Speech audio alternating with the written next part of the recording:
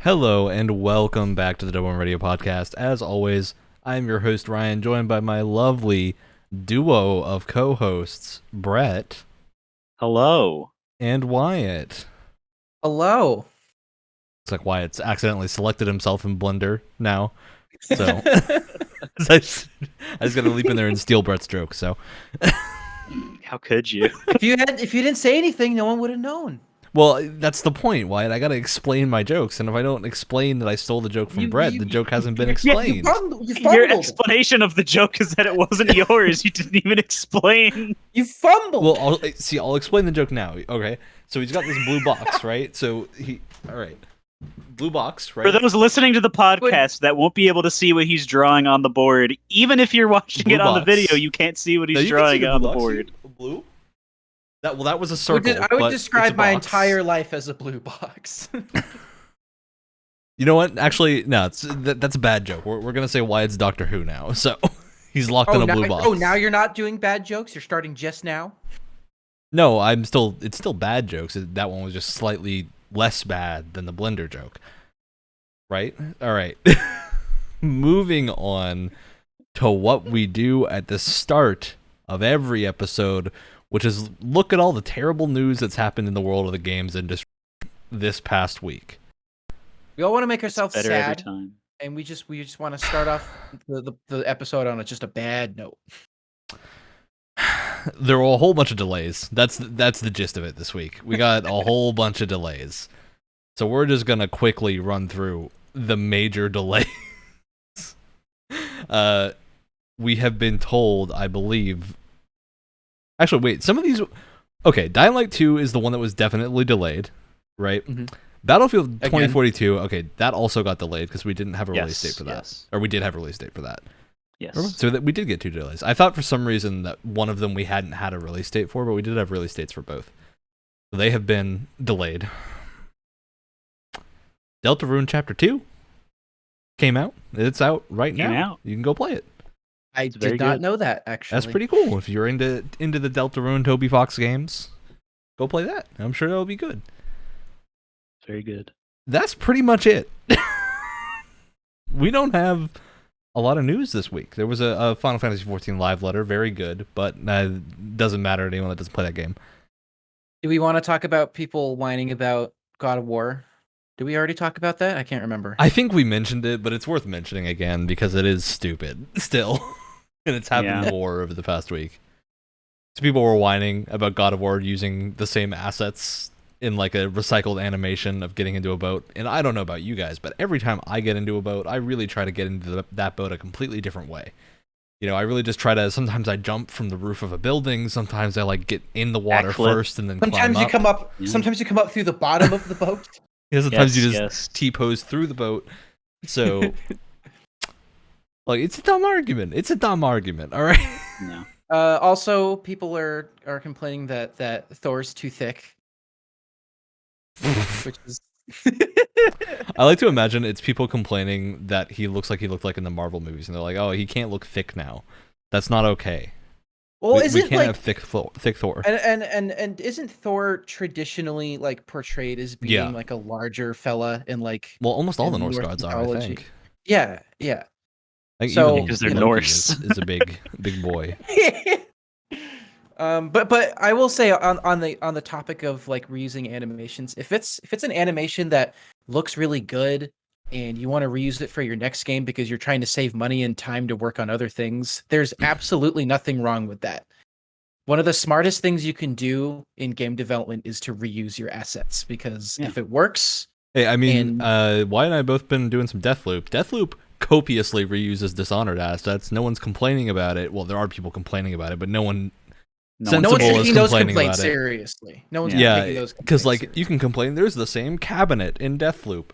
It doesn't. You can't tell. It looks completely different until you like sit down in front of the cabinet and look at it and be like, "Oh, this is the same cabinet, just retextured." And I'm like, Do you want to know So? how many sound effects Valve has reused in their heyday of when they actually made video games Oh God, yeah. with like Portal? Just making and that's video not, games is and I'm not expensive. condemning that. If it works, it works. But you know, they've been doing that for a very, very, very long time. There's nothing wrong with it if it works, you know. As long as you're reusing things that works in the context of the game, and it doesn't look like this like weird asset flip disaster. And as long we as did it's not have stolen. one more delay as well. Total War Warhammer 3. Now early 2022. Very sad. Looking forward to that game. I can't believe that my Warhammering is going to have to wait until 2022. The third Warhammering. The Now third it's delayed Warhammering. Warhammering the third. The third. Rest in peace, Warhammer. Oh wait, I'm thinking of Saints Row. Never mind. I was thinking of Shrek. All right. Everyone's favorite Shrek. Shrek the third. Yes. Okay, so our last two actual announcements. Destroy All Humans 2. Getting a remake, just like Destroy All Humans 1 is. I'm very excited for this because Destroy All Humans 2 is really, really good. They added co-op in the second one, didn't they? Yep. I believe so. It was more of like a like the. It was a lot first more one was open too. It was more of like a Saints Row style of game than a like the mission-based Destroy All Humans, even though it's still mission-based. But and the first one was very like poking fun at like the 1950s, and the second one is poking a lot of fun at the 60s, which is a lot of fun. Yeah, as well. I'm very much looking forward to this. Yeah. All right, we got in by far the most anticipated announcement of all time for any video game console. The Nintendo Switch can now use Bluetooth headphones. Yes. I'm actually I'm both infuriated and really happy. Happy because we finally have it. It's gonna thank you, I guess, but also it took you 4 years. I don't get it, right? Like I don't. If they could do this in a software update, why had they not already done it? And it's not like the Switch just didn't have Bluetooth at all. It uses Bluetooth for the Joy-Cons. It's always had that capability. It's always been there. Nintendo. I mean, their initial excuse was that there was too much latency, which I think has actually been a problem with the Bluetooth, is that there is some latency, but it's not nearly as bad as they were making it out to be.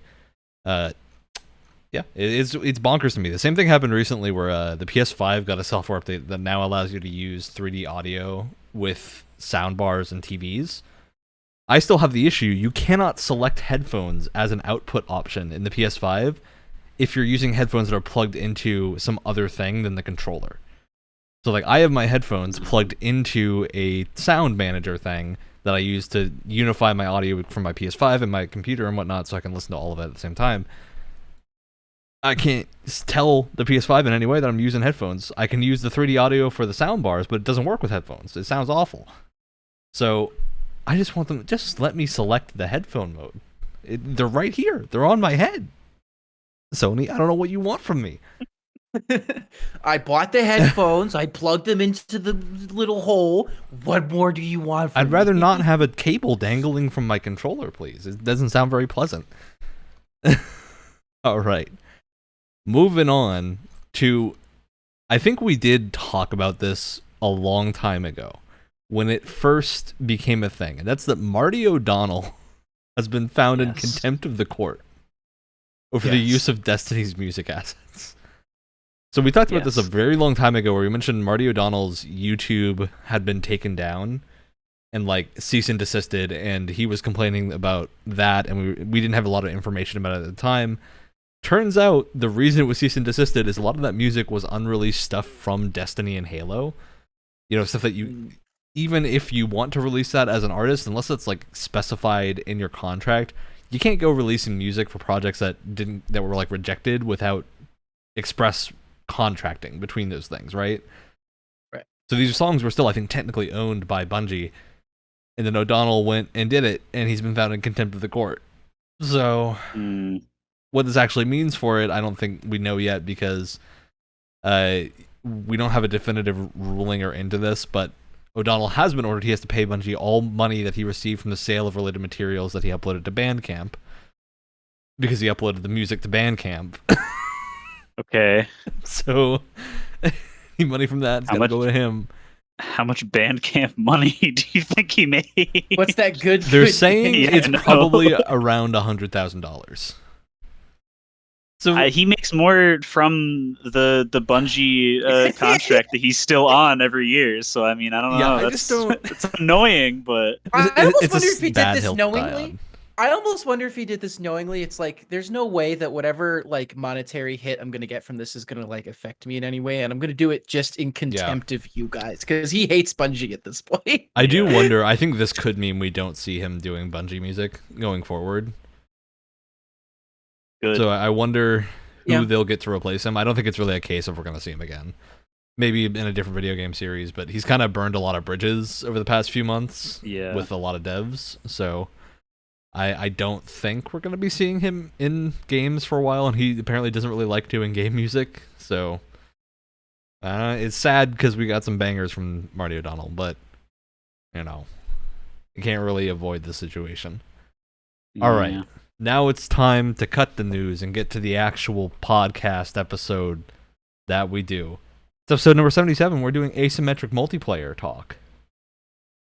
Are you Everyone's excited? Are you excited for asymmetric multiplayer? I am, because it was my idea, so I'm very excited. Wow. Well, you know who else had the idea for asymmetric multiplayer, Wyatt? A little game called Deathloop. Deathloop does asymmetric multiplayer. Now, I know you haven't played any of it, because you turned the online mode off immediately. Oh. I would like to explain myself a little bit. All right. Every game that has had that kind of mechanic, I've hated it every single time. And so anytime it happens in a video game, I immediately turn it off because I don't want to deal with it. And I'm already having a hard enough time with Deathloop's controls on PS5 as it is, that I don't need some punk coming into my game and messing my stuff up even more than it already is. Okay? I get it. I get why you don't like it. I am salty that you didn't try it a single time. That's what I'm salty about. It's not that you turned it off. Well, here's the other thing. Is that I'm not done with the game. I'm on a break from the game because I hate the controls. So I'm going to come back to it. When I'm a little bit more confident, I would love to turn it on, and I'd love to 1v1 you on Rust, bro. Well, what I'll say about it, I get why you're having problems with it. What I want to actually talk about with the multiplayer is, because I think it's really interesting. It is. And I do love that it's very much inspired by Dark Souls, where you can play as Juliana, who's this opposite player, not player character, but like opposite character in the story from Colt, who's your main character. And you can hunt down other players that are in the online mode and kill them as Juliana to get rewards. Now, what I really like about the multiplayer reward incentive for this is you get a ton of cosmetics for it. And there's no microtransactions in this game. You just get the cosmetics by playing multiplayer as Juliana. Which is what really bothers me that I haven't done it yet. It's because I want... you want some cosmetics? I want them really bad. Yeah, I got some. They're nice. What I really like is that you don't actually need to win as Juliana to get the cosmetics. So Colt has 3 lives, essentially, in any mission that you're in. Juliana only has 1. So Juliana's at a disadvantage most of the time. She can do some other things, like marking Colt to get attacked by the AI and whatnot, some fun stuff with manipulating them and all that. She's got her own little special ability that you can use. And you also have access to a whole suite of weapons that isn't different from Colt, but you get some of them a lot earlier. If you want to get like a sniper rifle, you get access to that as Juliana way faster than you do as Colt. So you can use some fancy weapons and learn how to use them like that. I think the mode is really fun in concept, and it's really fun a few times. My main concern, I think it's going to die very quickly, because you need to have people in online mode to do it. And I think, as Wyatt has demonstrated, I think most people playing Deathloop have turned it off. So there's going to be super long queue times to get the rewards, because you can't get them as Colt. I suspect there's going to be a lot of people like me, though, that will turn it on. So it may be a multiplayer that actually gets more popular with time as more people become familiar with the game and they feel more comfortable turning it on. I get you saying that. I think my issue with it is that I just recently finished the game. Deathloop doesn't really have a lot of replayability, surprisingly, with how it's laid out. Once you kind of finish it, you've kind of done almost everything you can in the game, even done all like the puzzle bits, because you have to do them to get to that real ending. So, like, I don't really feel a pull to go back, even though now I obviously know most of the maps really well. I can probably play it really well. I don't think there's going to be a lot of people going in and playing it just for the multiplayer. And I think the one major fix for this is just give it so if Colt is in online mode and is fighting Juliana and kills her, he also gets the cosmetic rewards. instead of just keeping them on Juliana's track, allow him to have access to them and earn points doing that. Because like as Wyatt was saying, you have this whole invading thing where you can get invaded by Juliana, and that can like mess up your playthrough. Something interesting I found is I ended up turning, when I wanted to get something done in the game, I turn it to online and not single player. Because in single player mode, Juliana still invades you as an AI, but she'll invade at like specific points in the mission, which can really mess you up. So, for example, there's this big party. But she's not nearly as difficult to take out because the AI in the game is terrible. I don't know. I think she's about the same because her aim's really good as an AI, but she's a little easier to spot because she just kind of bum rushes you immediately. She doesn't really, or just casually walks around. I've had some pretty weird Juliana encounters, but really? that's me and my weird. You've had some unfortunate times with this game in general. When you have an online player and you set your game to online mode, because there's so many Julianas trying to hunt Colt, you log in and immediately get invaded. And once that happens once, it can't happen again during that map that you're on. Mm-hmm. I think it can only happen, I think, a maximum of 3 times per loop that you're doing. So if you get it done at the first point, if you die, well, you died before you really did anything because it happens immediately. If you didn't die, you now have a bunch of cool rewards from beating Juliana, because she can drop like special weapons and whatnot that you'd have to do a lot of harder stuff to get access to. Her pink like hand cannon thing comes to mind, is one that she drops pretty well, because you can also get that from one of the other bosses, but you don't have to kill them if you get it from her. You just get it from her. So there's lots of cool rewards you can get from doing that. Yeah, I think it's cool conceptually. I do think it's going to die out pretty quickly, and it is very unbalanced in the term of like, there's just certain abilities in Deathloop that make it extremely trivial to kill the other player, and I think generally that favors Colt of having, you have the 3 lives, so if someone does something bad, you can get around it. Mm-hmm. But it is like a thing that happens, and I have seen a few online people just go straight for machete bum rushing as the tactic, because that's a one-hit kill. So because I haven't played much as I have a couple of questions. So go for when it. you play as Juliana, do you like set up a loadout ahead of time before invading someone's game? Okay. You have the same same loadout screen that Colt does, just for her. Okay. And does she? I'm assuming it's like, is it whatever you've infused as Colt, or does she get her own? So she has her entirely separate loot progression. She gets rewards from getting PvP ranks. So you get ranks by accomplishing feats, not necessarily by killing Colt, by killing Colt in specific ways. It's a more traditional way of unlocking. Yeah, so you get like more points by killing Colt in fun ways or with rare weapons. Okay. Because you can also, if you're Juliana, you can go kill the Eternalists around the area and take their stuff too. You don't have to. You can? Yeah, you can. You totally can. You can go kill them and take their stuff because she wants their gun. Okay, I guess that's why. It makes perfect sense. Is there any like dialogue that tries to like justify it? The Eternalists just do like acknowledge her when you walk by and everything. Well, what happens if you just shoot him in the head? They're like, "Oh, what's up, Julian?" I've never done it in a crowd. I only did it when I saw the prompt for like the melee stealth kill behind one of them one time, and was like, I gotta know if it works, and it does. That's great. But you get a good loadout as Juliana pretty quickly. So yeah, you get some nice loadouts. You have access to very different stuff at different times than you would as Colt, but it's the same gear. Okay. The main thing is you get her like signature sniper rifle really early on compared to when you can get it as Colt. So that's the biggest gear difference. And she doesn't have her prize. She has the ability to like disguise herself as an enemy in the level, so you can then like stealth wander about and look like you're an enemy on patrol. Have you used that effectively before? I have, yeah, because the nice thing, it swaps your appearance. So the AI that you did it with now looks like Juliana. So I've seen a player go to kill that AI, and then I can spot that like they just shot them, and then turn around and shoot them while they're trying to kill the AI Juliana. That's not actually her. I do. Okay, so I wonder if that's why I thought she was so dumb. You might, because the single player Juliana does use it. She will disguise herself as one although I wouldn't get the Juliana is dead. Yeah, you wouldn't get that if you killed her. She's still I still have the curse. It's still there. The curse. It's never going away. All right, Wyatt, hit me with what else you got. Well, about Deathloop, or are we moving on to? Well, you said you had Deathloop questions. You just asked one. I assume you have more than one. Right. That was, I mean, I had a lot of questions, but you kind of answered them all in that one little essay you had there. So, I mean, the simple answer to what Deathloop's multiplayer is it's Dark Souls.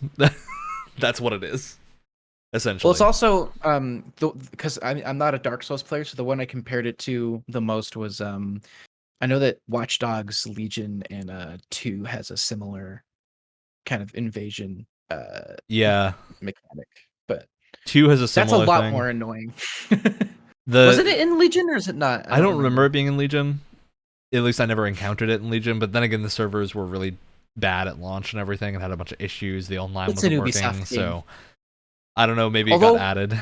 Although weirdly, I've had very few bugs for some reason with an Ubisoft game. But whatever. Yeah, I think in general it's a really well concepted out thing. I'm curious to see how much longevity it has, because I really do think that it's not. I don't see anyone continuing to play Deathloop for that long, just for the multiplayer. Well, that's the thing. I feel like an issue that people could run into is that all of the cults will become people who haven't played the game a lot and are just playing through the game, and all the Julianas are people who've played the game a lot, and so you're going to get a lot of really experienced Julianas fighting like cults that have no idea what the heck they're doing. I mean, the opposite's also really true, because there are a ton of people that when I played Cult Online, fought that are clearly people that just want the cosmetics and like did not know what they were doing, and went in and like.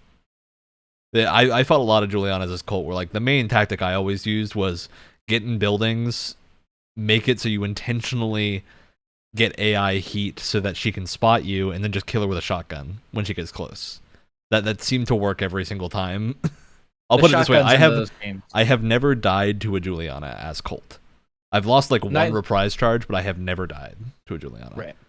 And the nice thing is that like, as Juliana, you don't need to kill Cult to get the rewards.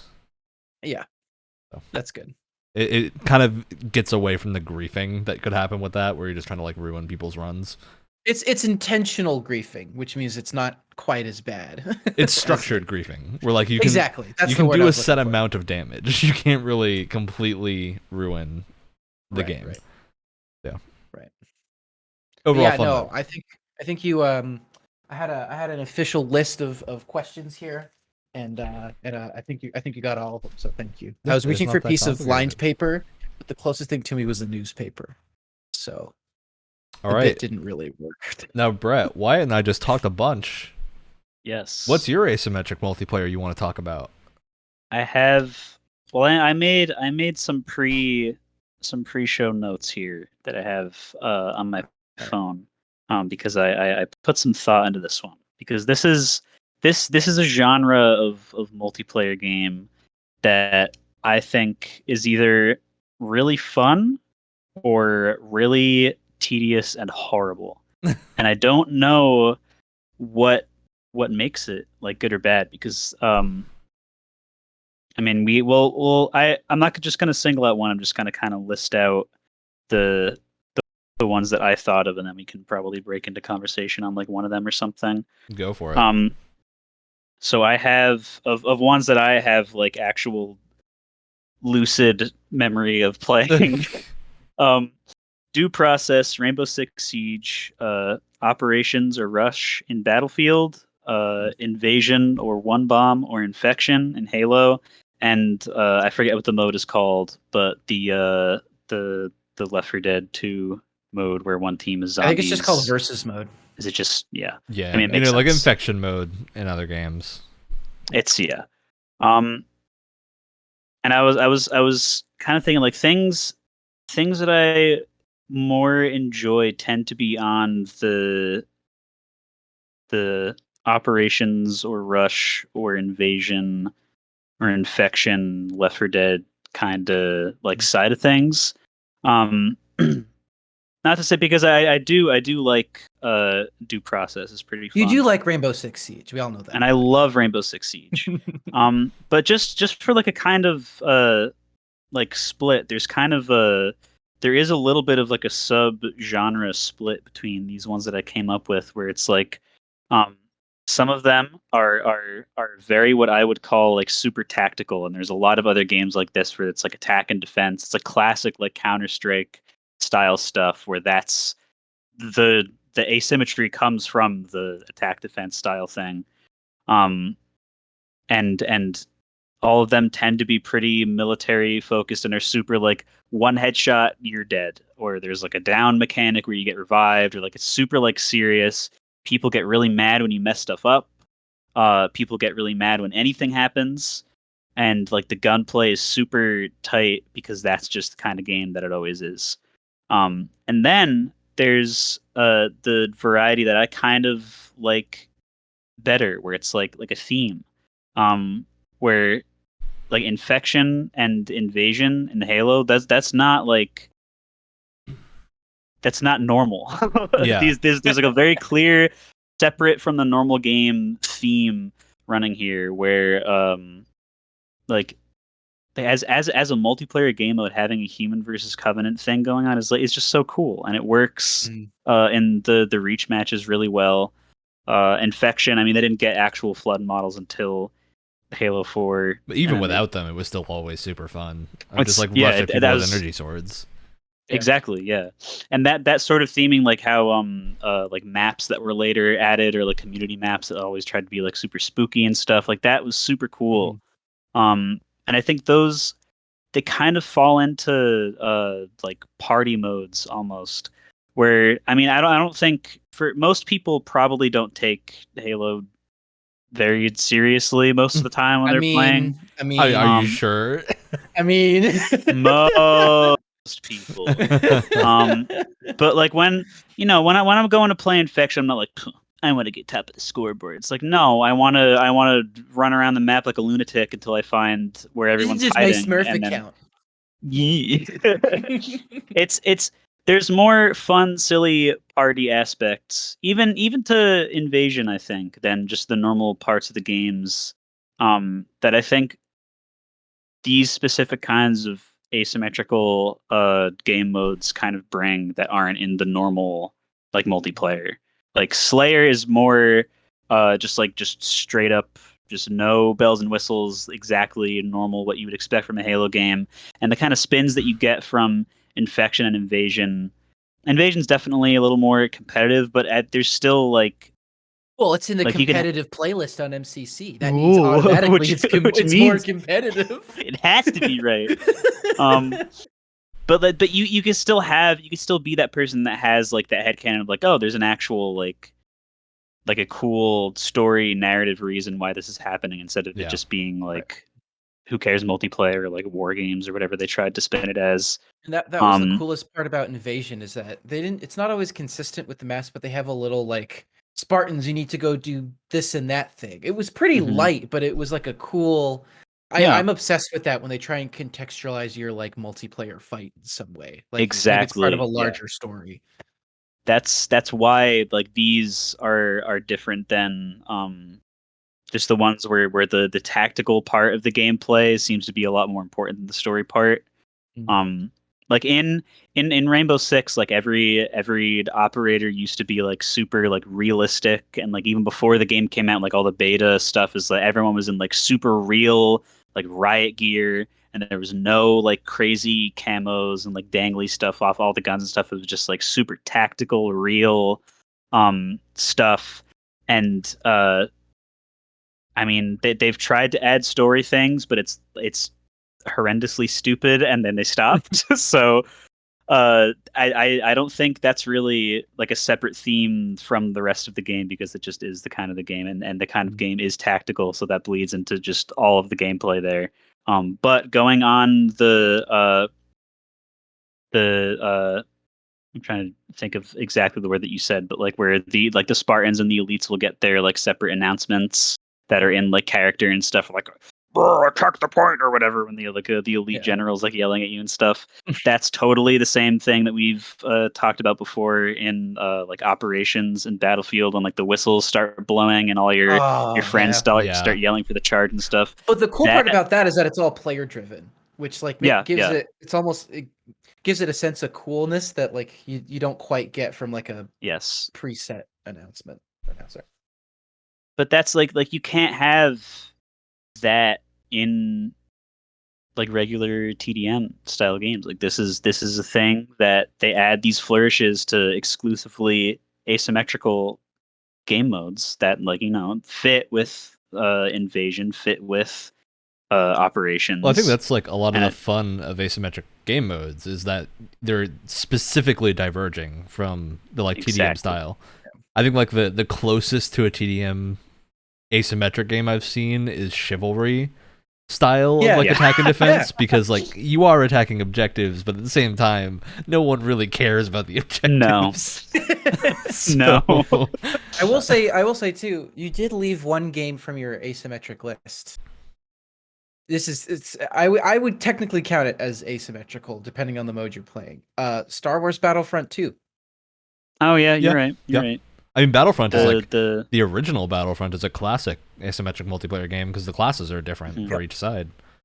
Yeah, and in new Battlefront 2, it's like the base classes are the same, but what's cool is that they have like a generalized class, like what is it like I'm trying to their remember name's what like so the, weird. I don't I know. remember what they're Well, I was called. about to It's like say, Assault or something. I was about to say like Interceptor or something, but it's that yeah. they have different characters, but they're supposed to fulfill the same role. So it's like the Mhm. I think it was like ISB Assault agent. Support Officer. Well, those and are the something. default. Those are the for- base. he's- Yeah, He's Oh. talking about stuff like the commando droid and like the droideka Yeah, like or the like ISB a rocket agent- trooper. the ISB agent and the Ewok warrior came out at the same time. They fulfill the same role, but they're very different for different Yeah. sides. Well, yeah, And they're that's called when the you same go class. into the Battlefront 2 list of things. They categorize them into like Assault, Defense, Yes. Support, and Officer. I think are the those are the those four are only the base categories. ones. They have that's- different names for like Yeah. the characters you buy with battle points. Do they? Yeah, Yes, they're they like do, yeah. again. I want to say Interceptor, but that's a I don't know how I'm forgetting Interceptor's this. one of them, I I think. played this not that long ago. Because it's, maybe it's because I was playing Battlefield 1 or Battlefront 1. Probably, It's yeah, very because I don't different. think they had the extra ones like that. No, Because no. the assault and support and recon and stuff like those are like the normal 4. But then like on the bottom of the screen when you spawn, there's like all the stuff that you need the battle points to use the same way that you'd use like a speeder, a starfighter, or something. Right. And that's where because like in like just across the aside from the default ones, like the guns are all usable in the normal classes on all the sides, no matter what. It doesn't even matter what. Are you talking about the new one or the old one right now? The new one. The new new one, Battlefront okay. 2. Yeah, the EA old one you Battlefront cannot 2 use the same second. weapons right. for different No, yeah. classes. Yeah, 'cause which they're is very what different. which is what I thought you were talking about first.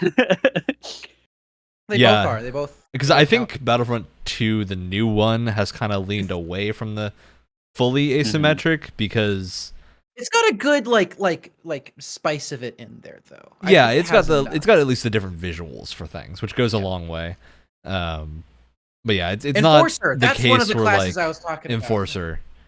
And even Yeah. then, I think Battlefront 2, like the heroes are all different. They don't have the same abilities Yeah. usually. They're just in the same categories, but the player classes, unlike the old Battlefront, tend to have the same things. Yeah. It's the more expensive you go, the more specific things get. So like the Yeah. free guys completely interchangeable. And then you get to like the sort of low cost stuff, they all kind of fit within specific roles, and then you get to the heroes that are Yeah. all unique. It's a good like Good middle ground escalation. to where you get Yeah. so you get people still understanding how to play the base classes, and then as you Yeah. go deeper into the game and get better, you They're, can they're play the bread more and of they're the like the base classes are like the 2 pieces of bread that you need for the sandwich, and then the everything else advanced is classes of the Nutella you put in between that makes it a little Exactly. spicy, you know. little And the heroes are the little sweet. bananas that you put in the Nutella banana sandwich. But Yep, also they get that asymmetry through especially through like Galactic Assault where like you have very different Yes. objectives. Yeah. It's like either attacking or defending things. You got to take this thing and bring it here. You got to take down the I gotta give the huge troop props carrier. to the original Battlefront 2 2005, I think it was, Galactic Assault, to where you had like Yep. completely different ships for every group that Yes. that handled differently and had different specials and whatnot. And then you So also picked in cool. your like subclass that you could get out of your ship and go raid the interior. which I think that was like the peak of asymmetric crazy Oh, Star Wars games. Absolutely, for sure. I'd love to see that in something in the future. But yeah, absolutely. And those games do a good job of making it pretty understandable what you do. Although I think there's some exceptions to where, like, I think a lot of the force-based characters are a little weird at first because their powers aren't obvious, and the game doesn't do a great job of explaining what is gonna like make you invulnerable for a little while, what's gonna actually like kill you, and stuff like that. To be honest with you, I don't really use like force characters that much. I also don't really use hero characters that much. Well, see, I think that's what I'm talking about. I think you kind of avoid them, and like I'm the same way because like I don't necessarily know how to play them super well, and I don't really care to learn because I'm having enough fun playing the other classes. Melee combat is so jank that I don't want to learn how to get good at it. I think the only melee character learning curve. I've enjoyed is Grievous, because Grievous has that like pin down rush that's super easy to use. But everyone else is also still pretty very difficult. Broken. It's also very broken, but extremely fun. If I can go on just a broken tangent about Grievous real fast, the guy that we do the WrestleCast with, Max, is like super into Battlefront 2, and he still plays it, and he's in like the multiple hundreds ranks with like all the characters and stuff. He's trying to 100% the game, which I don't know. I hope he's okay. But anyway, currently right now, getting his money's worth. Exactly. Because I've he got it at lunch. He's a big Star Wars fan. But I've been watching him play, and he's been explaining to me all the horrible broken things that are going around now. And just because you mentioned Grievous is making me think about it. There's an understandable damage boost when you're jumping, and when you come back down, and when you hit someone with a lightsaber, it does more damage because there's more. You got momentum. More down. It's like when you jump off the top rope, because it's a wrestling man. Exactly. Yep. Of course. Grievous has 4 lightsabers and can jump very high. Grievous has a star card that you could put on him that ups the damage from hitting someone with a jump attack by like 50% when it's all ranked up. And you can just tap A, and he just goes, and everything in front of him dies. And it's hilarious to watch just whole teams of like Luke and Han and these like characters that are like, oh my god, wow, such a great characters just felled like they're nothing but some idiot just jumping up and down like that's part of the appeal of playing Star Wars, is that you have these beloved characters that you've grown up with your entire life just getting destroyed. Just crushed in the most horrible ways imaginable. I gotta say, Battlefront 2 is one of the games I least care about being balanced. To be honest. Oh, for sure. Because even the maps in that game are super unbalanced, but it's part of the fun. Exactly, yeah. I don't care what happens as long as I could see the Dark Lord of the Sith, Emperor Palpatine, be reduced to what is essentially just a black sack of potatoes, just flying, like, motion blurred across the screen from some idiot's force push and, like, off the map or something. Yep. It never gets old seeing Darth Vader trip and fall. It never gets old because it's so stupid. I love it. This is why we play video games. Yes. Just seeing our childhood heroes. Unironically, this is why I'm so excited for Star Wars Skywalker Saga. It's for these types of shenanigans are going to be rampant in that game. Yep. Looking forward to it. All right. Anything else on your rant list, Brett? Let me make sure. Because I personally enjoy when it's like themed and more casual and more just like a party mode. But I don't know. What do you guys prefer? Are you more like super hardcore when it comes to this specific like genre? Do you like also? I definitely agree with just kind you. of a set I like the themed version of multiplayer. It's weird for me because it's like when you have a game that has like specifically like this game was designed for asymmetric multiplayer. Haven't you been playing Aliens vs Predator, Wyatt? Is that the No, I've been playing Grounds? Predator Hunting Grounds. Hunting Grounds. Yeah.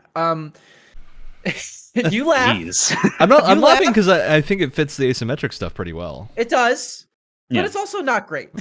Asymmetric multiplayer is weird. I am immediately more drawn to ones that are designed to be asymmetric, like Predator Hunting Grounds or even something like Evolved, because they have a lot of interesting mechanics and a lot of interesting ideas going on. But the ones that keep me playing for long periods of time are things like Invasion or Infection or I something wonder like how that. much of that is like the game modes versus the games just succeeding and failing. Yeah. Because I think there is like a I resident. did use pretty bad examples, to be fair. I think like Dead by Daylight might be a better example because Dead by Daylight, 100% asymmetric multiplayer, is still very popular, going very well. Among Us, another great example. But all of these games are not like heavy action all the time. It's more about like hide and seek and doing social deduction than But I mean, combat deduction. So but I mean, like playing Predator Hunting Grounds has been really interesting because it's like conceptually everything on paper is there because it's the same people, it's the same team that made the Friday the 13th game. So one thing they know how to do really, really well is to take all of the recognizable stuff and tropes from whatever movie they're taking and like somehow translate it into really interesting gameplay mechanics. They did a good job with Friday the 13th turning it into like an actual like horror game, a horror multiplayer game. They did a really good job of that. And they do a good job of like taking as much as they can from the movies and making it having some really interesting mechanics going on. And I think I did a shout out for that very thing a couple episodes ago. But just like, oh, if you shoot the predator and you damage him a lot, he's going to jump away and try and heal, but you can follow him because he leaves a blood trail behind. That was in the movie. If you successfully kill the predator, he starts a countdown where he basically does this giant nuclear explosion and you have to run out of the blast radius, just like from the movie. And they did a really good job of translating everything. And so when you do that, it's like you end up with like on paper such a good asymmetric setup. And it's just they just did a lot of little things that kind of mess everything up. Like it's like the quality of life isn't there. Yeah, like for example, this game came out 2-3 years ago. It's shocking to me I think that it came out last year, didn't it? Or however long. It's very feels recent. Like it's been out. It feels like it's been out for a long time. But it's amazing how when you're playing as the Marines, it's just like a pretty standard first person shooter until the Predator shows up. There's no like vaulting over ledges or like anything like that. It feels like a first person shooter that was made in the early 2000s. That like it doesn't have any of the modern movement stuff. There's no aim assist of any kind on console, which is what I've been playing it on because it was free on PlayStation. There's no friction, there's no bullet magnetism, there's no there's nothing. And so as someone who already sucks using a controller with all of those features, it is impossible it's really difficult. It's like half of your game is just like a squad based, like pretty standard, like first person shooter. And it's like, where are all of these things that we kind of, it does have a crouch slide. You'll be happy to know, Ryan. It does have a crouch slide. Look, that is like legitimately the first thing I try in almost every single movement based game I do. Me too. Yeah, I totally get that. But I mean, as a property, it's such a great idea. It's like, and it's what's great about the movie is that when you're watching it, if you watch Predator and you have no idea what's going on, you don't know a thing about it for some reason. Like the first half an hour of the movie is, it's like a pretty standard action movie, right? Like you got your big buff dudes, you got your Arnold Schwarzenegger. They're going through, they're just blowing everything up. They're being big buff dudes. You got the you son of a, and then they do like the big muscly handshake thing. Like the opening fight scene is like 15 minutes of pure explosions and like one-liners. Always glad to see that. It's great. It's like awesome 80s like action movie, and then it slowly turns into this like thriller like horror movie. And it's almost you hook people in and then you drag them along with the thriller. And the game replicates that perfectly through an asymmetrical setup. It's you and 3 other buddies, and you're like, all right, we got to go do this objective, this objective, this objective, and you go through and you're like blasting guys away. You're like completing objectives, and then all of a sudden it's like, wait, what was that? And like you start to, hear oh, there's something up in the trees or something, and then the first laser blasts come down and everyone starts freaking out. It's great. They have this asymmetrical setup that like so in theory so perfectly resembles the movie. It's kind of shocking. It just Actually. needs more video gamey. It just things to needs make more it a little polish. better. It feels really like unpolished, to be honest. That's the problem. Yeah. It just feels really unpolished. But I mean, I'm still playing it from time to time. It also I wasn't a wouldn't full say price it's- game to my knowledge, and has been No. free a lot. So It is a budget title. The studio, it's not a huge studio from what I understand, but yeah, it's just missing some parts here and there to really like elevate things, and there isn't that it's much missing content. the bananas and the Nutella sandwich, you know. Exactly. It's got some really tasty bread. All right, I got a weird pick for you guys. I wonder what your Yeah. reaction to this is going to be. So recently, Nintendo released a wonderful little game called WarioWare Get It Together. You're a madman. I am a madman. Now, this is cooperative, first of all, in most I'm modes. intrigued. It I'm is intrigued. very asymmetric because this game did the thing that everyone thought was going to be terrible, but turned out to be really good. In that the whole gimmick now is you don't play the micro games by like pressing buttons. You control a character that has like two controls. You have moving with your left stick and then some kind of action with your A button. That's all you got. And it's an entire game. Every character though has different movement and different A button actions. So Wario, he can fly, and then if he presses the A button, he does a tackle in the direction you're facing, right? But if you're playing 9-volt, he's constantly moving, so your movement stick does nothing. You've got one button with this character. But when you press A, he stops in place and shoots a yo-yo upward. All right? It's They wild. turned WarioWare into a hero shooter. Oh They my turned god! WarioWare into a hero shooter. And I'm it's imagining really Brett good. from the end of I'm imagining Brett from the end of like Planet of the Apes. He's like, "You maniacs!" I think it's really, really excellent multiplayer because the two players can have different characters on the same like 3-second minigame that you're playing, like 3 to 10-second minigames usually. So you then have to equate, okay, what character am I playing right now? Because it changes every minigame. You don't play like one character for a full run through. It changes every minigame. And then every minigame has a different objective. So in one, it can be very simple. You need to hypnotize a man by getting the little watch to go like that, right? And with Wario, that's simple. You just get on the side and you shoulder tackle it and you let it swing. But when you're playing 9-volt, who doesn't have any way to get to the side of it, you just gotta slam it a bunch with your yo-yo and hope it works. Good. That little bit of chaos in there is really, really fun. So I think it's a great asymmetric multiplayer approach to where these characters have just vastly different abilities, plus the fact that there's like 200 minigames in that game, so you never know what's going to pop up. You just need to react to it. It's always very fun. God. It's extreme chaos, but and there's like, I think 20-something characters in this game, and every single one of them is different. It's very Yeah. nutty. That's So- crazy. If you did like the mathematic calculations of all like the combinations and stuff, it's probably like absurd. It's an absurd amount of levels if you do them all with each character, and like it is Yeah. dramatic. Some of the characters are vaguely similar, but none of them are the same, and they're all very, very functionally different. So it's extremely Cool. interesting going about the different like 3-second mini games, especially with two players, because you're not competing with each other. You're both trying to solve the thing, but having two people doing these games is often harder than one person, because you need to figure out how to do them at the same time together instead of like messing the other person up, which can happen really easily. So I think that's like where it really shines, is doing those crazy mini games on one screen. And then there's also like the version where you can do set the same mini game but in separate screens and like go against each other to see who lasts the longest. Mhm. Another fun mode, but the cooperative variant of it I think is very interesting because of that, all the crazy character combinations you got. And it really takes that whole like learning how to play the asymmetric thing to the core of, you have two actions.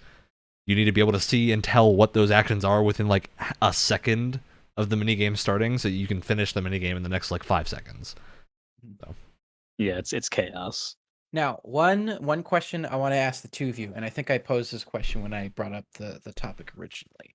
The problem that you get with a lot of asymmetric multiplayer games, specifically like ones that really lean into it, especially if it's like 5v1 or something. So things like Evolve or things like Predator Hunting Grounds. The problem you get with those a lot is if you have one person that doesn't know what they're doing, the entire game falls apart. Yeah. Yeah.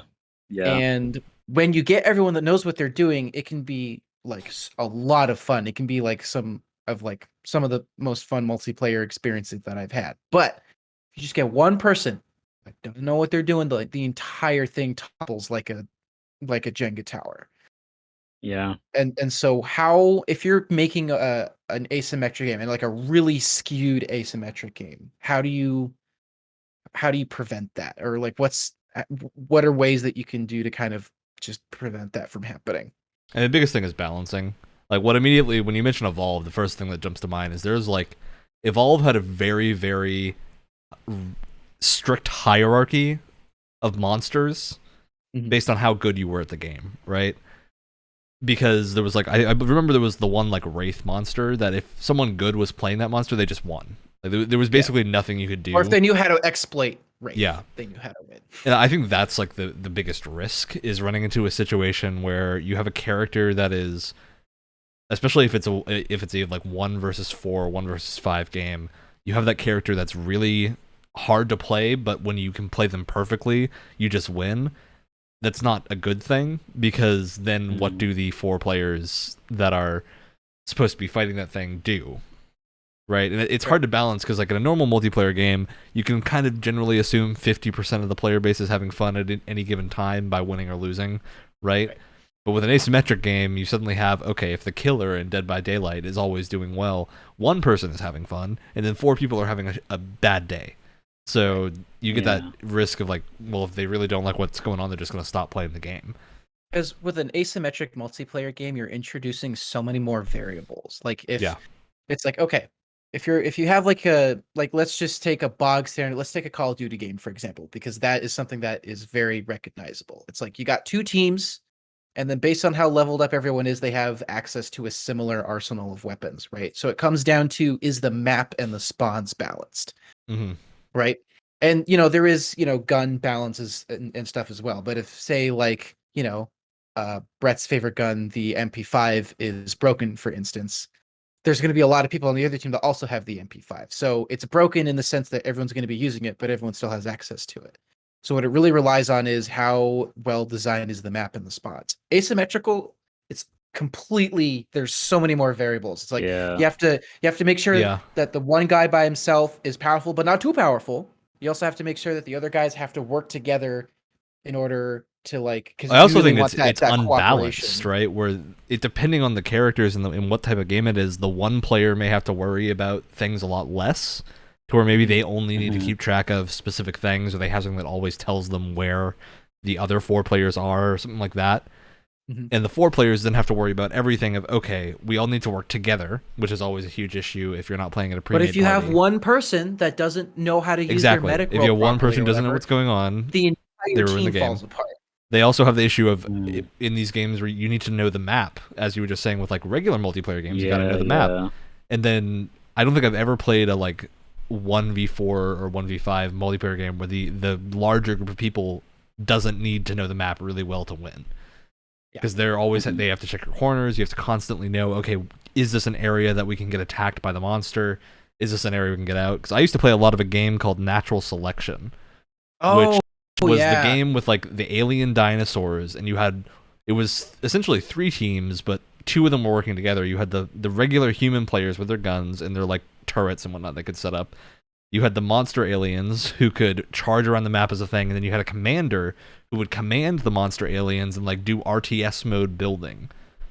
And that, weirdly enough, is one of the most balanced asymmetric multiplayer games I've played, because it relies on the chaos of everyone kind of not perfectly knowing what's happening to thrive.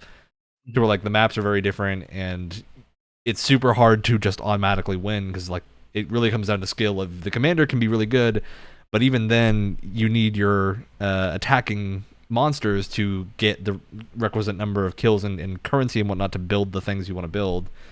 The players need to be good enough to defend against that. So it kind of bounces around as to where that balance is. And I think that's like, it's all about how seriously are you treating the balance. Is it the kind of thing where you have enough experience? Because like, if you play Natural Selection 1, it's a lot less balanced than Natural Selection 2, obviously, because they got to do 2 different games and iterate over the 2. Whereas if you go back and play Evolve, it's really hard to say that game's balanced. Because it's like, how do you get those new players? Because like, oh, you can give them a tutorial or a couple of screens telling you what you're supposed to do, but you really don't know what to do until you're with other players, because there's the whole meta aspect of it, right? Yeah. So it's really hard to get into those asymmetric games because you're gonna suck and you're gonna lose really hard. I think it's just a thing people need to get over. Because, right, if you think about it, fighting games are basically asymmetric if you're playing different characters. Any MMO, any party-based thing where you have, like, different roles. So, like, I tend to play healer in MMOs, and if I don't know what I'm doing at any given moment, everyone dies, right? Yeah. But the fix for that usually isn't, I need to know what I'm doing all the time. It's more, I need to play with a group of people that is okay with starting again when we fail. Which means you're probably going to be playing with a group of your friends a lot, which can make matchmaking kind of difficult if you're only the player count becomes weird. Yeah. It's like, well, I don't want to play this game unless I have friends that are okay with me messing up because they're not, randos that will just start you can yelling see that obscenities on the mic. Almost every MMO, the highest tier of content is not done by like the duty finder, the way where you matchmake with people. It's done in pre-made groups. Because you need to like schedule a time for it. Like I do raiding with a group one night a week because we have to have all 8 people on at the exact same time in order to even do the content. What massive multiplayer RPG are you talking about specifically? Thank you, Wyatt. This is the critically acclaimed MMORPG Final Fantasy XIV with a free trial that lasts all the way up to level 60, including the award-winning Heavensward expansion. Ryan, I did not take you for an FF14 fan. I know, Wyatt. I had no idea. Look, they just had the live letter where they showed the new botanist class called Reaper that kills people with a scythe. So we're gonna 001 is gonna turn into a show where you just like scavenge like subreddits and like patch notes and stuff like that, and it's just gonna be an FF14 like update channel, like news channel. I mean, there's like 1,000 of those, and they all get a lot of views. So you need to, and then you people good ideas, Wyatt. the only other thing you have to do is drop Asmongold's name in there every episode, and I think we have a winning formula. Look, we're just gonna we'll turn into only wrestling and only FF14, and be the weirdest crossover channel. Which means I will never show up on an episode again. No, you're always the person we get there just to look confused the entire time. Mm-hmm. Everyone's like, we'll be watching a wrestling match. Everyone's like excited. I'll just be.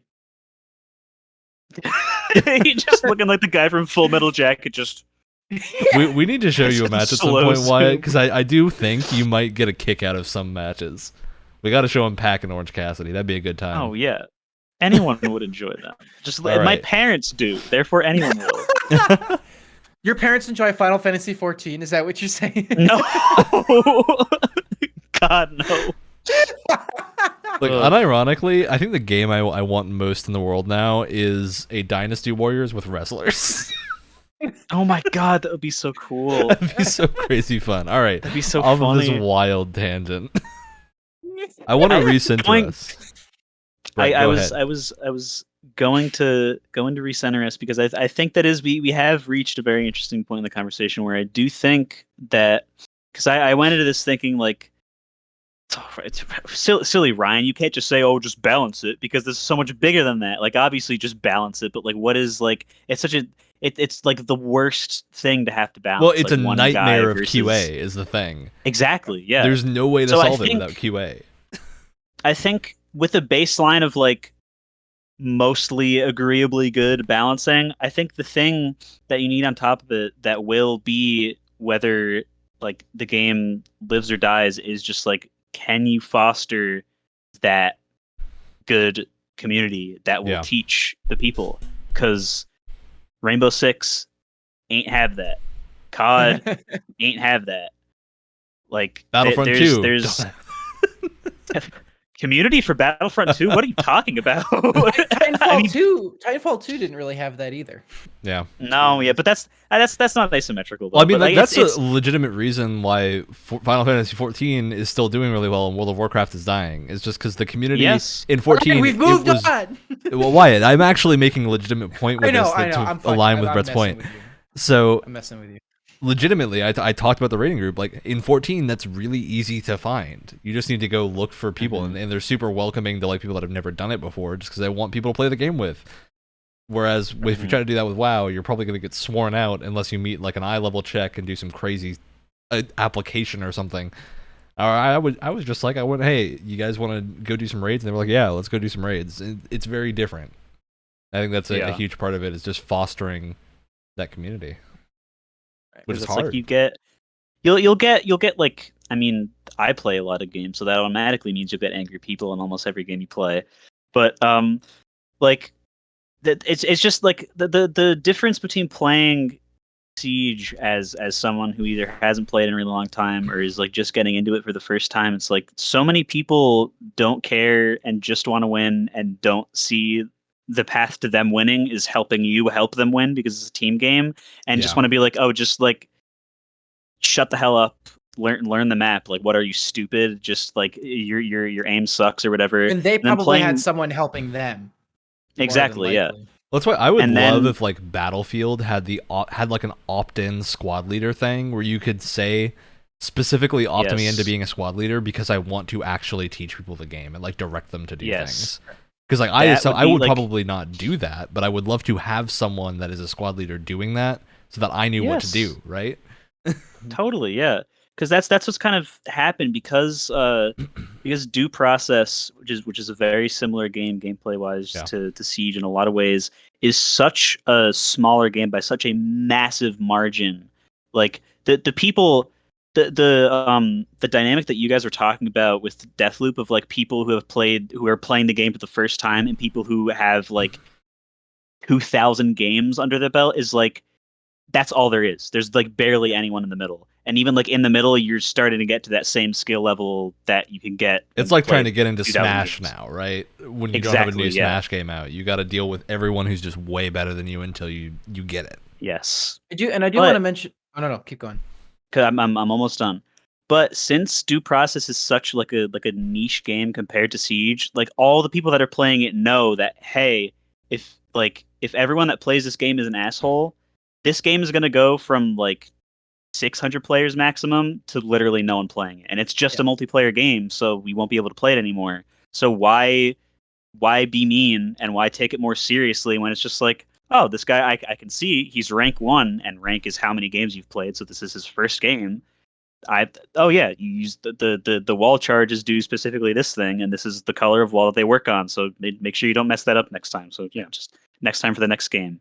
It's such a wildly different thing that, God, if only Due Process had like the AAA kind of marketing behind it. Like, I have a feeling it would probably end up lasting a lot longer than Siege, which is kind of in the death throes for a while now because of that community. The interesting thing about Due Process as well, it kind of combines with what we were talking about earlier with like, you have to know the maps, and those maps have to be really well designed.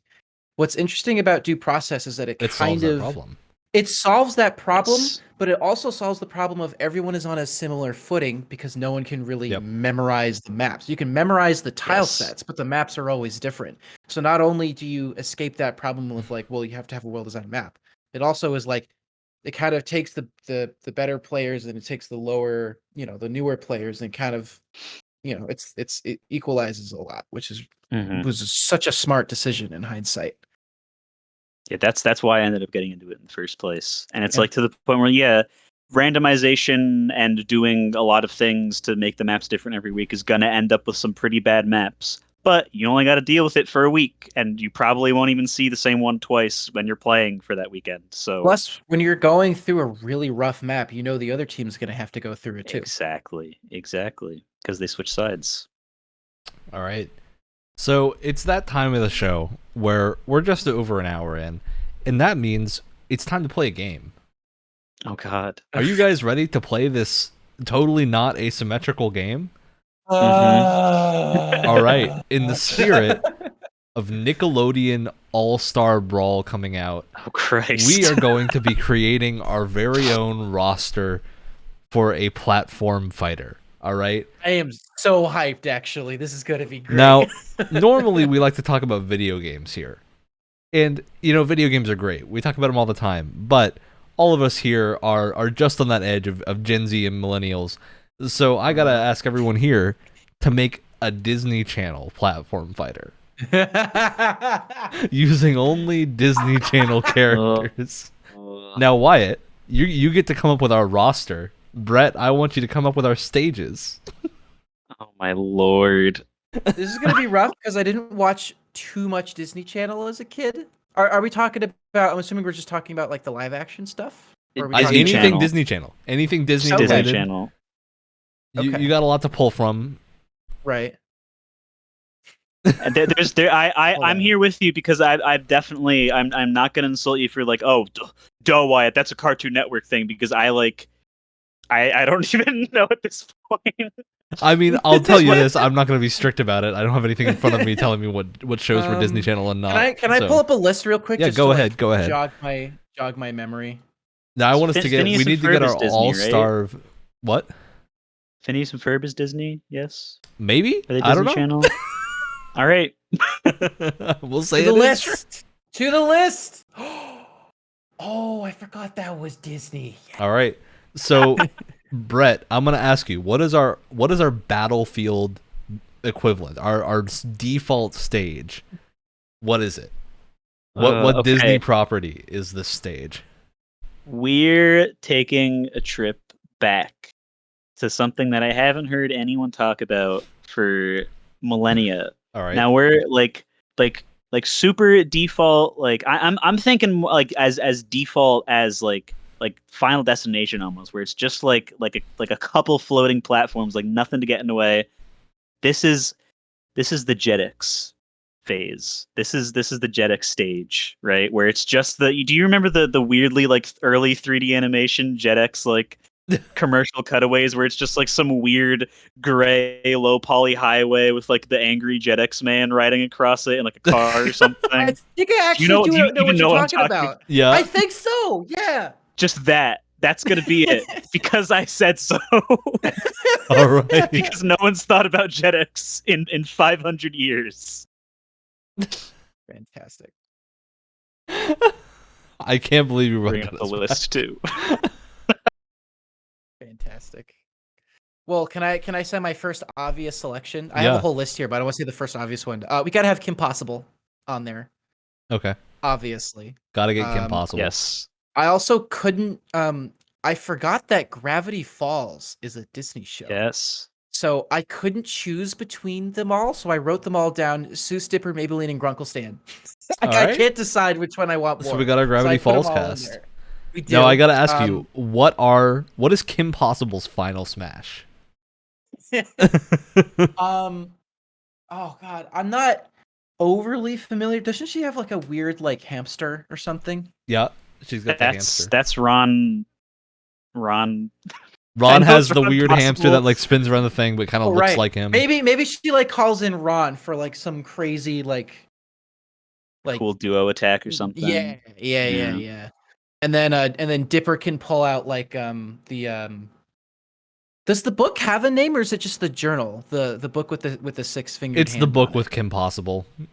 The Kim Possible book. No. This is Oh, so you Gravity Falls. Gravity Falls. All right. Yeah. Or okay, here's the cool thing about Dipper, because he's got that book with all these different like Gravity Falls oddities and stuff like that. He has a bunch of different like random smash attacks they're all randomized because he pulls out the book and he uses a random one. And so he gets different ones that he uses every time, which could be kind of cool. With Maybelline, you got to use her grappling hook in some way because it's Maybelline's grappling hook and it's awesome. Seuss.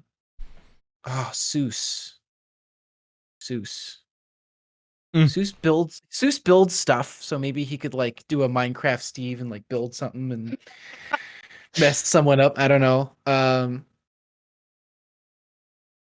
All right. Grunkle Stan. Yeah. Anyway, come back to me. Okay. Now, Brett, what is our next stage? Okay, so this is. I feel like I've seen more footage of it from non-Smash things like Guilty Gear Strive. I know has stages that you can get like knocked really high up, and then you go to a different part of it or something, right? And I know Tekken or something has some stages where you get like knocked through the wall, and then you're in like a different part of the stage or something. We're gonna have uh a stage that starts in the upstairs section of the Wizards of Waverly Place apartment, and then you can get knocked through the Yep. floor and end up in the sandwich like deli whatever not subway place that's in like the bottom that has like the train station attached to it. This is what I was hoping you would go for. Like if the stage Yeah. Yes. transitions in. Exactly. This is one of the few Disney Channel environments that I can remember off the top of my head, even Okay. looking at the list of shows. I have a new person to add to the roster. This is gonna be on the level of like Banjo-Kazooie hype. Okay, Mm-hmm. are you ready for this? Yep. The gummy bears from the Gummy Bear Disney show. This is a real thing. Disney made a gummy bears show where it's a bunch of bears and they have this like gummy juice thing and they bounce around the walls. This is a real show. So we're going to have the gummy bears in there. They're going to drink their gummy juice, whatever it's called, and they're going to go just ham on everyone. It's going to You be need help? awesome. This is a Do real you need thing. someone to talk to? This is a real thing. Look it up. It's a real thing. I don't want to. Also, I guess the gargoyles from the Gargoyle show that was really cool, and like Darkwing Duck, but who cares about those guys? All right. So I'm going to throw a character into this ring, Wyatt, for Okay. you. This is actually very much themed for Brett. So there's a little known character called Vader. All right. You know him from Star Wars, right? Or what? From Star Wars. Little known character called Vader. Now, it's not that Vader. There's a second Vader that is inexplicably involved with Disney. Vader the wrestler is technically under Disney because WCW recorded for about a year at Disney's MGM Studios. Oh my. So I'm throwing Vader apparently wrestled steps away from the Star Wars. That's awesome. So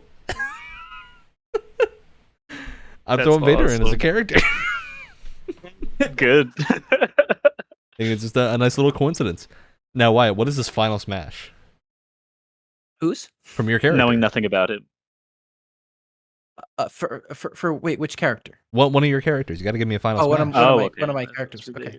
ridiculous. Well, I already said the masterpiece that is the Gummy Bears Yep, final yep. smash. I also do have Hannah Montana on this list here that I'm making. All right. Good. Her final smash is that she pulls off her blonde wig and then no one can see her because Hannah Montana is no longer on You're the right. field. It's just Miley Cyrus. So it's like, where did Hannah Montana go? We can't fight her. So she's like invisible and can run around the stage. Wonderful. I love it. She has a long amount of just iframes and no one can do Now- anything because they're not fighting her. Brett, close us out with the final stage for the premiere You of want this game. You want it, you know it, you asked for it. This game would not be complete without the Mickey Mouse Clubhouse. Of course. What Disney Channel Absolutely fighting game would be complete without the Mickey Mouse Clubhouse? Mhm. And this is gonna be the big one. This is gonna be the huge one, like the big. Got to give new meaning to the Mickey Mouse Club. Exactly, yeah. To the like whatever big Zelda one that's in with all the places you get stuck in. Wait. Oh, Temple? Battle- Is that Battle? I think it's Temple. I don't care. It's Smash. Put It's the one Mickey of the Mouse stages. Clubhouse in it. It's huge. Can I make two suggestions for your stage list? All right. Uh, do it. The cruise ship from Sweet Life on Deck Oh, and the Yes. White House from Cory in the House. Got to get the White House in there. Cory in the house. All right, Wyatt. Oh Now, my God. your responsibility. We need 2 more roster members. So give us 2 more rapid fire roster members for this Disney game. Okay. Zach and Cody obviously, because they All have right, to. they got to be a tag team. That's got to be the Ice Climbers. of Yep, this yep. company. Ice They pair climbers, they pair yeah, really well with their definitely. stage, like a nice wine and cheese. um, Are you saying Zach and let's, Cody have aged like fine wine, Wyatt? that is exactly what I am saying. right. Yes. Yes. I mentioned it under my breath, but I do think Darkwing Duck would be an excellent choice All right. because it's Darkwing Duck. Now, And what is the final smash? doesn't he have a car or something? Run someone over with the car. Don't he have a car or something? What about Zach and Cody? What is their final smash? It's an excellent question. They call the cruise ship down and just crush it. Just gotten unhinged. Oh my No, All what's right. doesn't one of them have this crazy girlfriend that physically abuses them in the show or something like that? Maybe. I don't I don't know. I remember never watched the this. cruise ship one. So, all right. Now I need to ask you two. You are now joined together, and there are two things that have to be done. What is the name of this game, and who is the final boss? Oh. A cryogenically frozen Walt Disney. Say the same thing! With his head like floating around because people think that like they saved his frozen head. Yep. And maybe he's got like the big master hands or something like that. Oh my We god. So it's the we Master could Hand, do a but it's nice- Walt Disney. You could do a Yes. nice send up to Futurama where it looks like Ronald Reagan's head in a jar and it's just kind of hopping around. Oh my god. Oh no. All right, Brett. What is the name Jeez. of this game? The name of this abomination. This abomination. Okay, so what we got Smash Brothers, we got what is it, Nick All Stars Battle Royale, Mhm. Saturday Supercharged Plus or morning something. Smash. Also, something we or got to throw other. Sephiroth in this game because he is in Kingdom Hearts. We don't have enough Oh anime. my We don't have enough God. anime sword boys in this game. So Yeah, there we need is at a least link one. to Disney there. Oh my god. Hmm.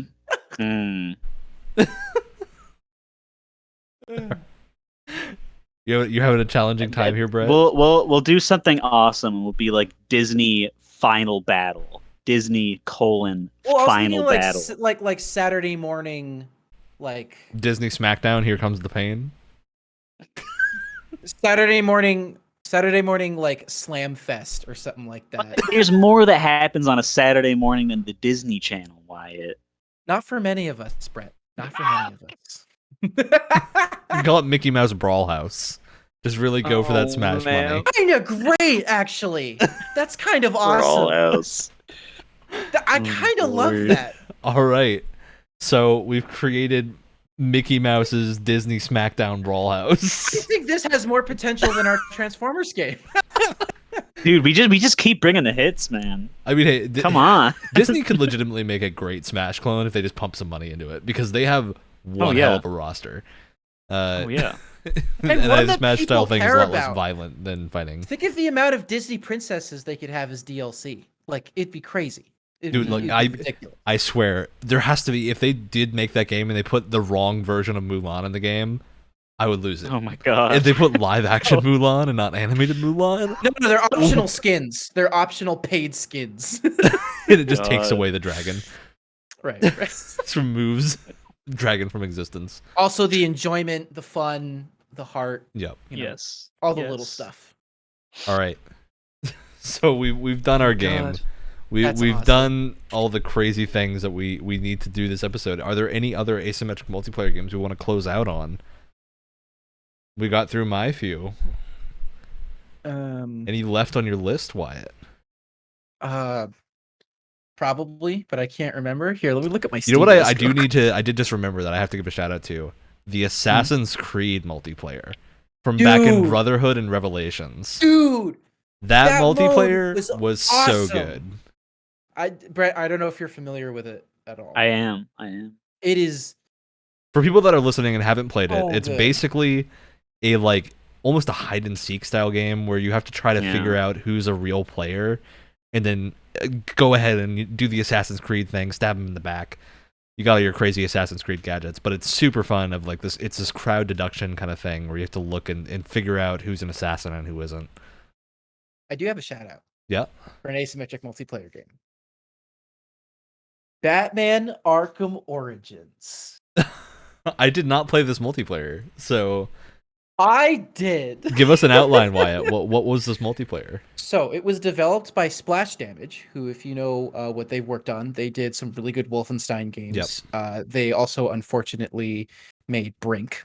Hey, Brink had some cool ideas. Really bad, but had cool ideas. Yes. They also did Dirty Bomb, which was quite a bit better. Yeah. Also, kind of asymmetric multiplayer, from what I remember. Dirty Bomb's still going, I think.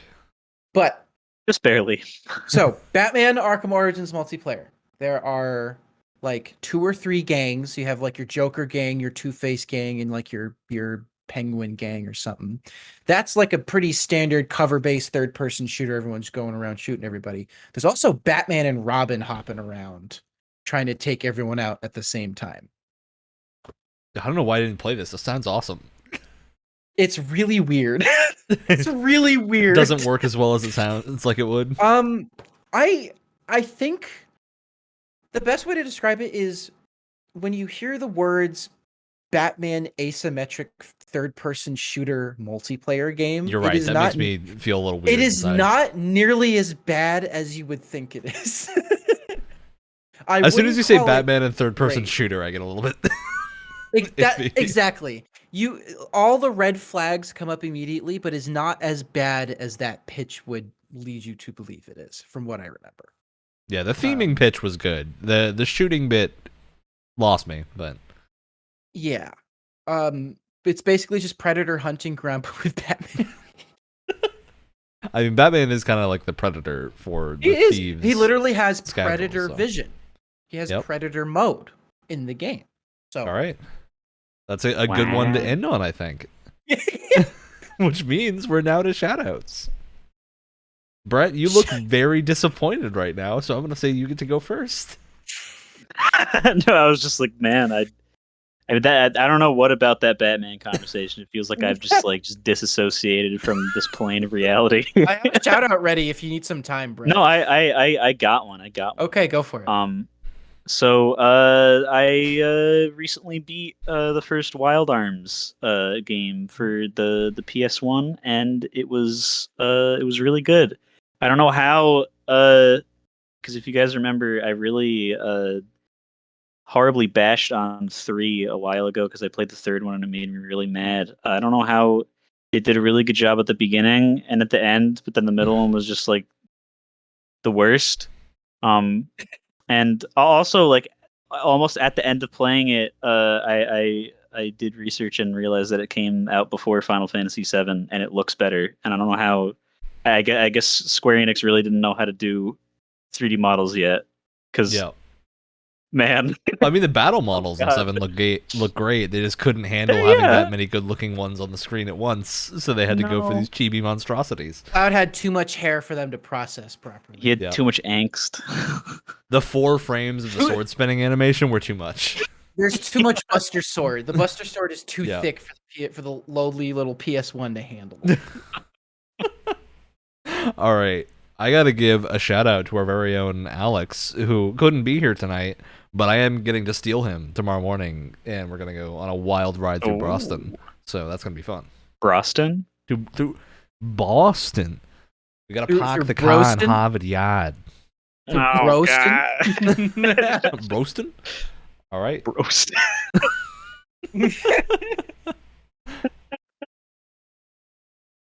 I guess that's my turn. Shout out to just having the pure cojones to make a multiplayer third-person shooter mode for Batman Arkham Origins. For just thinking that up. For just even whispering it in the studio and then having it actually materialize and be a real thing. You know what? Shout out. Whoever gave them the development money for that. That has to have been a hard sell. To their credit, I don't think you could have done it any other way. I think for having to make a third-person shooter multiplayer mode for a Batman Arkham game, I think they did exactly what they should have done. Because remember, this wasn't developed by Eidos. I think it was Eidos Montreal who was working on Origins. It was developed by Splash Damage. So Yeah. All right. That's wild. And you know what else is wild? The fact that it's over. We did it. We hit. This is our last time of it. episode. It's Oh. Hard to just drop that on you out of nowhere. totally not true, but No. we'll be here until the heat death of the universe, probably at this point. I don't know what at That this sounds like a rate. threat. That sounds like a threat. It is. It's not a threat, it's a Brett.